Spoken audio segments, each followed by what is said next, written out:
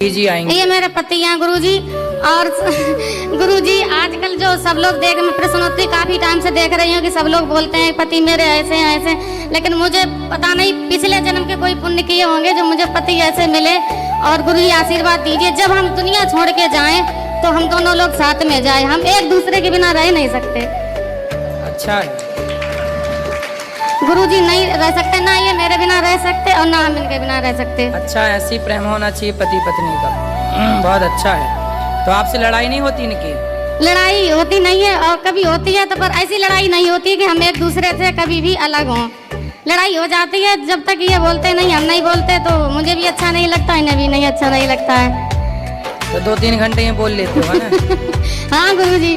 और अच्छा है। पहले तो साथ में रहते थे, अब 3 साल से ये दिल्ली में रह रहे हैं और हम गांव में रह रहे हैं। हम एटा जिला से आए हैं गुरुजी। तो अलग अलग क्यों रहते हैं? अभी तो आप कह रहे थे एक दूसरे के बिना रह नहीं सकते। अब क्या बच्चे बड़े हो गए तो अब जो घर बना लिया है एटा जिला में अलीगंज, तो हम वहाँ पे रहने लगे। और ये इनका काम दिल्ली में है तो दिल्ली में रह रहे। तो जहाँ इनका काम था वहीं घर बनाते, दिल्ली में वहीं रहते आराम से साथ। वहाँ पे बिहारी जी की कृपा होती तो बन जाता, बिहारी जी की कृपा। चलो भगवान सब जगह बनाए आपका घर। और गुरुजी हमारे उनसे बात जरूर कर लो, उनसे हमारी। ठीक है, बात कर लेंगे। राधे राधे गुरुजी। जी मैं दिल्ली से आई हूँ, एडवोकेट हूँ। तो मेरा ये प्रश्न है, मैं दूसरी बार मेरा प्रश्नोत्तरी में सवाल है आपसे कि घर में तुलसी है तो वो सूख जाती है, वो किस कारण से सूख जाती है? तुलसी सूख जाना ये संकेत है कि कोई बहुत संकट आने वाला है, तो उससे सावधान हो जाओ। और गिलहरी भी खा जाती है, मतलब तुलसी पत्ते जो है। तो भगवान से कहो कि हे प्रभु कोई संकट ना आए। जब तुलसी की आप पूजा करते हैं जी करते तो आप हैं। पर कोई संकट आता है तो तुलसी माता उसे अपने ऊपर लेके समाप्त कर देती हैं उस संकट को। जी डेली हम तुलसी आप पूजा फिर करते से तुलसी लगाओ जी। और उस लकड़ी को तुलसी के सूखे हुए को रखे रहो अपने घर में और नई तुलसी लगा लो। जी। दूसरा मेरा प्रश्न ये है कि हमने पिंडदान किया था गया में अपने पूर्वजों का, तो उसका मतलब पिंडदान उनको लगेगा कि नहीं लगेगा? मतलब क्यों नहीं लगेगा? किया है तो बिल्कुल उनको लगेगा। जी राधे राधे गुरु जी। राधे राधे। महाराज जी को कोटि कोटि प्रणाम। महाराज मेरा एक प्रश्न है। मेरा 26 साल का लड़का 2.5 साल पहले भगवान का प्यारा हो गया। उसके बाद हम अपने आप को संभाल नहीं पा रहे हैं। और पहले तो प्रश्न ये है कि क्या करें हम। कितने बेटे हैं फिर आपके? एक बेटा था, एक बेटी मेरे साथ आई है, जमाई भी साथ आए हैं, देवता भी साथ आया है, पत्नी भी साथ आई है। भगवान की कृपा से, आपकी कृपा से हमने जीवन में कोई गलत काम नहीं किया और कहीं भी किसी प्रकार का गलत नहीं है। और अब हमारे साथ ऐसा क्यों हुआ? और अब हम जीवन कैसे बिताएं? आपके साथ ऐसा इसलिए हुआ क्योंकि आपके भाग्य में पुत्र सुख था ही नहीं, पर आपने कोई पुण्य किया था। उस पुण्य के कारण भगवान ने आपको इतने दिन के लिए 25 साल तक आपको भगवान ने पुत्र का सुख दिया। आपकी केवल एक बेटी ही थी आपके भाग्य में, पर भगवान ने 25 साल के लिए एक बेटा भी दिया और बुला लिया वापस के 25 साल पूरे हो गए। अब जो बेटी है और उसके बच्चे हैं, उसका जो पहला बेटा है, उस बेटे से आपका सारा कार्य होगा आगे का। अब आपने कहा कि हम जीवित कैसे रहें, तो जिनके बच्चे नहीं हैं समाज में बहुत लोग ऐसे हैं, क्या वो जीवित नहीं हैं? ये संसार में आपका जन्म बेटा बेटी पाने हुआ ही नहीं था। स्वामी विवेकानंद जी का तो कोई बेटा ही नहीं था, मीराबाई के तो कोई बेटा ही नहीं था। वो बेटा के लिए तो रोए नहीं, वो भगवान के लिए रोए। ये जीवन बेटा बेटी को पाने नहीं मिला, आपका जीवन भगवान को पाने के लिए मिला है। इसलिए बची हुई श्वासें भगवान के नाम समर्पित कर दो, बचा हुआ जीवन भगवान को दे दो। बेटा आपके आशीर्वाद अब जो है करता हूँ मैं। जो संसार में आपको दिखे सबको अपने बेटे के भाव से देखो। सब आपके बेटे हैं, सब आपकी बेटियां हैं। राधे राधे गुरुजी। मेरे मम्मी पापा को थोड़ा समझाओ, ये सारा दिन उसके नाम से रोते रहते हैं। मैं यूँ कहती हूँ मैं हूँ, मैं सब करूँगी तुम्हारे लिए, लेकिन मैं कैसे समझाऊँ, मैं कैसे, मैं ये दुख बड़ा है, बहुत बड़ी पीड़ा है ये, लेकिन फिर भी ये समझना चाहिए कि हम इस संसार में भगवान को पाने आते हैं। आप ये बताओ, ये आप मेरे बचाओ। साथ रह सकते हैं ना? ये बिल्कुल बिल्कुल रह ये सकते। कहते नहीं हम नहीं रहेंगे, अपने घर में अलग रहते हैं और अकेले रोते रहते हैं सारा दिन। मुझे भी अलग में रहूं, मुझे भी चिंता रहती है उसकी। इनको समझाओ, ये बात मेरे कराओ, साथ बात कराओ। रोने से क्या वापस आ जाएगा बेटा? नहीं महाराज, फिर ऐसे तो नहीं। भगवान के कहाँ से बेटा आपको किसने दिया था? भगवान ने दिया था, तो कहाँ चला गया? भगवान के पास ही चला गया। भगवान के पास चला गया। हम भी भगवान के घर से आए हैं, हम भी एक दिन भगवान के पास जाएंगे। आप भी भगवान के घर से आए हैं, आप भी भगवान के पास जाएंगे। एक आदमी ऐसा बताओ, इस संसार में एक का नाम बताओ जिसके परिवार में, जिसके घर में कभी कोई मरा ना हो।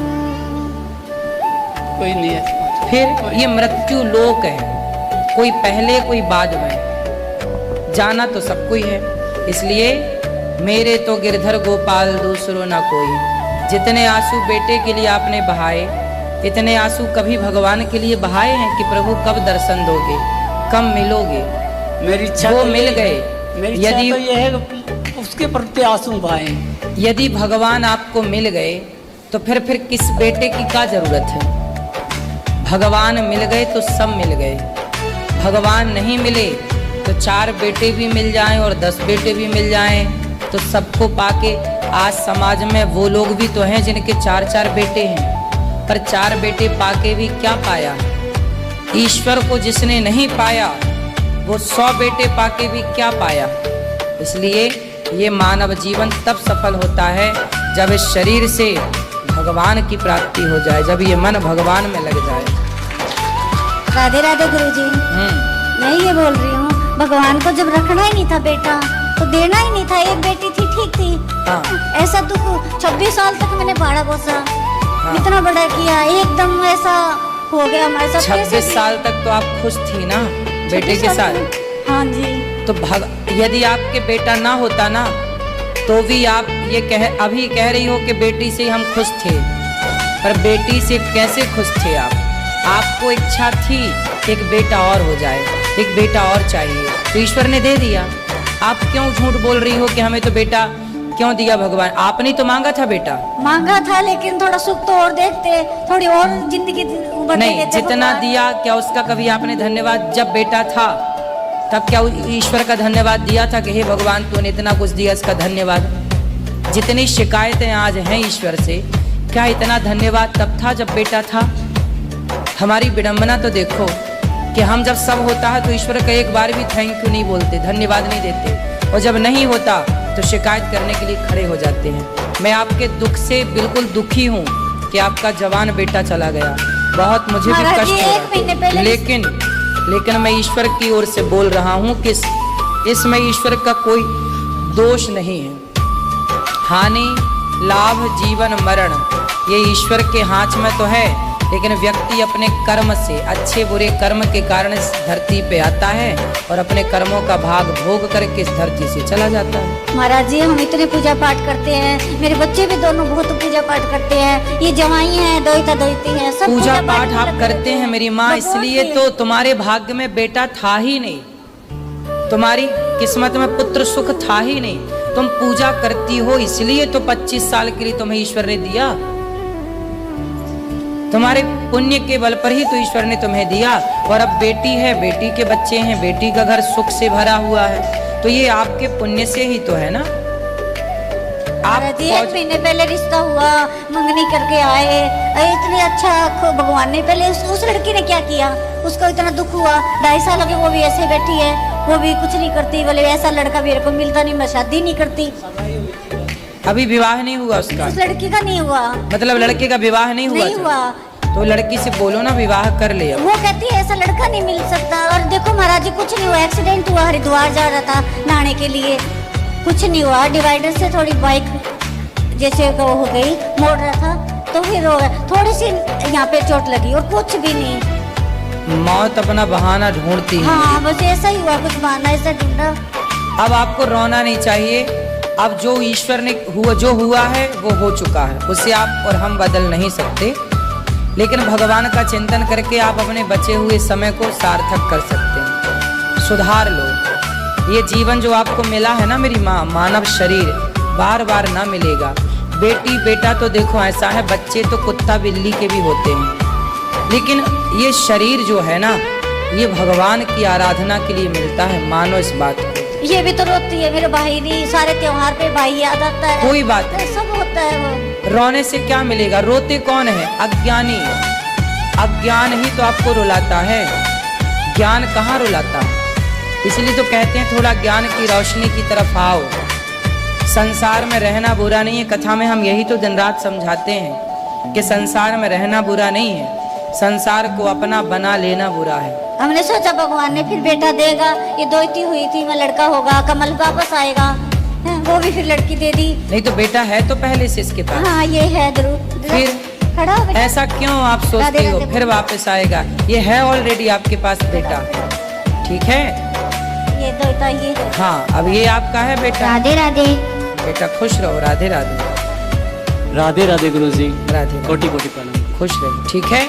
अब आप हमें प्रॉमिस करिए कि पक्का वादा के रोया ना करेंगे, ठीक है। आपका आशीर्वाद। हाँ हम आपके बेटा हैं, ठीक है, निश्चिंत रहिए। धन्यवाद मालिक। और इसके भाई हम हैं। प्रणाम।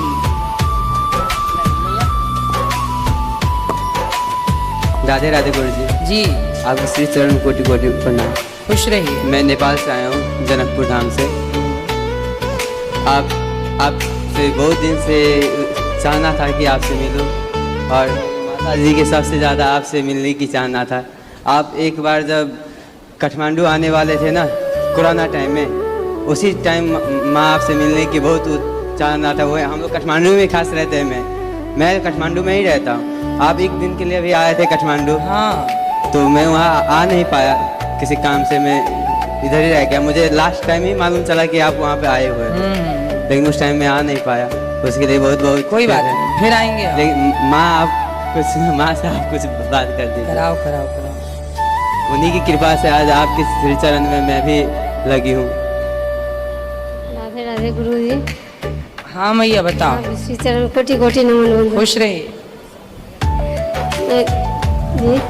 हाँ अच्छा ठीक है। तुलसी जी को रोज उतारना चाहिए कि नहीं ठाकुर जी को चढ़ाने के लिए? चढ़ाने के बाद पुरानी तुलसी उतार के नई तुलसी चढ़ा दो। रोज उतार सकती हूँ? हाँ रोज उतारेंगे तब तो रोज चढ़ेगी। जी हाँ। और एकादशी के दिन जल चढ़ाना चाहिए तुलसी जी के ऊपर? चढ़ाना चाहिए। ठीक है।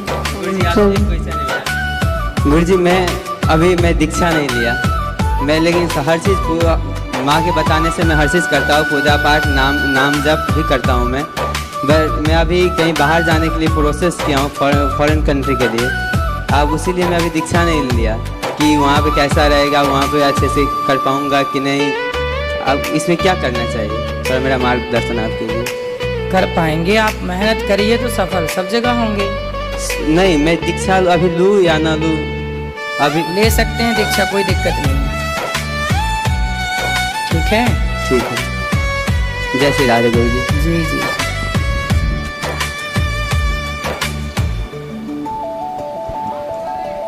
जी राधे राधे। राधे राधे। आपको कोटि कोटि नमन, चरणों में प्रणाम।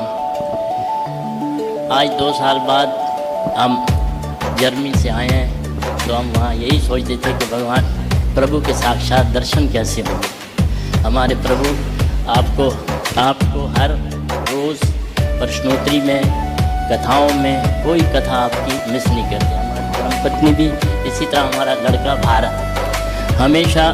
जर्मनी में आप क्या करते हैं? आप जर्मनी से आए हैं, क्या करते हैं जर्मनी में आप? बच्चे तो काम करते हैं, तो पहले मैं भी काम करता था। तो आजकल उम्र के लिहाज से जो पेंशन हो जाती है, तो हम वहीं अपनी पेंशन लेते हैं, जो 60-70 उससे ऊपर। 60 से बाद वहाँ काम नहीं मिलता। अगर काम मिल भी जाए वो अपने उसका नहीं होता है। 65 के बाद घर में लेटर आ जाता है कि अब आप अपना आराम करो। सर क्या करते हैं बूढ़े लोग वहाँ? बूढ़े लोग तो या तो मतलब अपने घरों में ही या अपने कोई प्राइवेट बच्चों की दुकान होती है उधर चले जाते हैं।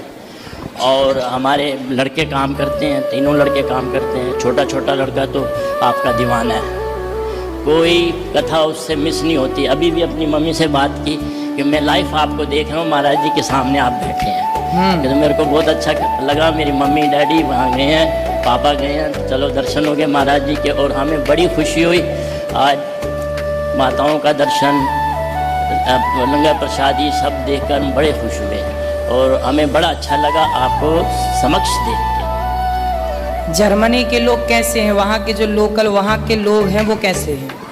वहाँ के लोग बहुत अच्छे लोग हैं। जर्मनी के, अपने जर्मन, बाहर के नहीं। अब तो बहुत बड़ी पब्लिक बाहर से आ गई है, यानी कि इस्लामी मुल्कों से बहुत सारी पब्लिक आ गई है, अफगानिस्तान, ईरान। तो वहाँ पे खाना पीना क्या खाते हैं जर्मनी के लोग? क्या खाते? हम लोग या नहीं, जर्मन के लोग, वहाँ लोकल जो वहाँ के लोग हैं जर्मन, वो खाना पीना तो उनका मांस मदरा है और तो कुछ नहीं है। वेजिटेरियन भी है, बहुत लोग वेजिटेरियन भी हैं। जर्मनी के लोग जो हैं बहुत वेजिटेरियन। तो वहाँ क्या है, चर्च है कि चर्च जाते होंगे उन लोग? हाँ, चर्च अपना संडे के संडे जाते हैं, चर्च जाते हैं। वो अपने धर्म में पक्के हैं और वो एक हिसाब से बड़े अच्छे हैं, सच बोलते हैं, झूठ का काम नहीं करते कभी भी। जो जैनमन मतलब ये जर्मनी लोग हैं बहुत अच्छे, और उनका प्यार भी हम लोगों के साथ है। लेकिन आजकल हर मुल्क तो उन लोगों से मिलना जुलना आप लोगों का होता है? हाँ, वो दोस्ती रखते हैं? दोस्ती भी रखते हैं, इतनी दोस्ती रखते हैं कि आप बात करने बैठो ना, आप कहेंगे मेरे पास टाइम नहीं होता, तो तुम मेरे पास दो बात करो। मेरा अपना एक वहाँ पे लड़की 18 साल की होती है तो उन लोग अपनी लड़की को आज़ाद कर देते हैं, ऐसा कल्चर है वहाँ? बिल्कुल। वैसे सभी नहीं है। अच्छा, सब नहीं? सब नहीं है, हिंदुओं में भी और जर्मन में सभी ऐसे नहीं है, अपने माता पिता की आज्ञाकारी हैं। नहीं, जर्मन वहाँ के लोग माँ बाप की सेवा करते हैं? हाँ, करते हैं। ये 5 उंगलियाँ तो बराबर नहीं है, माँ बाप की सेवा भी करते हैं। घर में बैठा तो बूढ़ों की तो बहुत सेवा करते हैं। माँ बूढ़ी हो जाए, बाप बूढ़ा हो जाए, उनकी बहुत सेवा करते हैं लड़कियाँ। अगर वो अलग हो जाती हैं, अलग रहती हैं, तो फिर वो माँ तो रिवाज है। बच्चा 18 का हो गया, लड़की 18 की होगी, वो अपना चुन लेते हैं, चले जाते हैं। अगर जब तक ये उनके माँ बाप तंदुरुस्त होते हैं, सेहतमंद होते हैं, तो वो अपना गुजारा कर रहे हैं। जब ज़्यादा तकलीफ हो जाती है तो वहाँ पर हाइम बने हुए हैं बूढ़ों के लिए। सरकार करती है, पर बूढ़ों सरकार करती है। मतलब फिर बच्चे सेवा नहीं करते बूढ़ों की? तो बच्चे भी जाते हैं, खबर लेते हैं, ऐसी बात नहीं है। खबर लेते हैं मतलब जैसे भारत के बच्चे अपने माँ बाप के प्रति समर्पित हैं, ऐसे वहाँ के बच्चे नहीं होते? तो वो माँ बाप यही चाहते हैं कि हमारे बच्चे तकलीफ में ना हो, वो वहाँ उनको अच्छी फैसिलिटी मिलती है, उनको अच्छा सब कुछ मिलता है। जी जैसे हम यहाँ माताओं की आप इतनी सेवा करती हैं, सब कुछ मिलता है। हाँ, A to Z आप यहाँ पर, माता ने बोला, आप सब कुछ देखते हैं, लोग देखते हैं, इतना खुश होते हैं। आप जितनी सेवा करते हैं, कोई आज तक हमने किसी को नहीं देखा किसने सेवा की हो माताओं की। वहाँ पर हैं, वृद्ध आश्रम भी वहाँ पर है। जब बहुत वो हो जाते हैं तो फिर वृद्ध आश्रम में चले जाते हैं, उनका मरण भी वही